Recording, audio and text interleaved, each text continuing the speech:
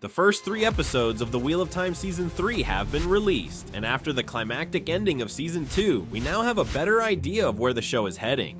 The season's first episode is set a few months after the events of Season 2. The opening throws us back into the action when the Aes Sedai sisters begin attacking each other in the White Tower, revealing that they are working with the Black Aja. This immediately upends one of our few constants, as Tar Valon is no longer safe.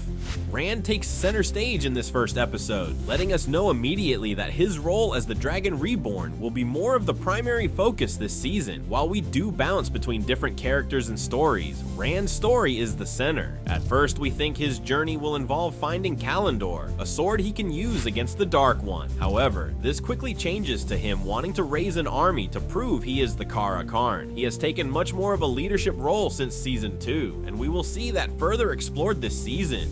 Unfortunately, that leaves Moiraine and Lan slightly out to dry, as their roles as mentors and leaders aren't as needed. This caused the show to do something relatively bizarre, and Moiraine and Lanfear teamed up to scare Rand and the group to leave Tar Valon, but this ultimately failed. Allowing an agent of the Dark One to get so close to Rand, even if it was to save his life, seems incredibly dangerous. This moment spoke to the lack of story ideas the show has left for Moiraine. Hopefully later episodes develop her story in a way that feels true to her character.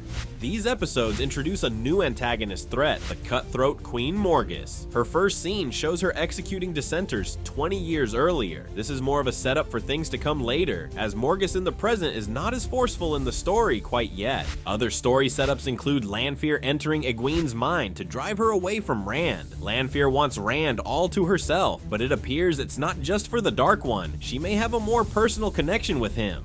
The novel series this show is based on spans a whopping 15 books. With all of that story, focusing it into one cohesive narrative is becoming more challenging with the more characters introduced. This season's first few episodes do a lot of setting up for the future. Rand is the center of these stories. Many other side characters go on their own journeys. This has led to a lack of cohesion and connections between these differing stories. While they may connect in the future, it has been harder to follow each story when disconnected. This third season has another 5 episodes left and will wrap up on April 17th. After the rocky start of the first 3 episodes, where do you think the story will go? Let us know in the comments below, and as always, thank you for watching ScreenRant.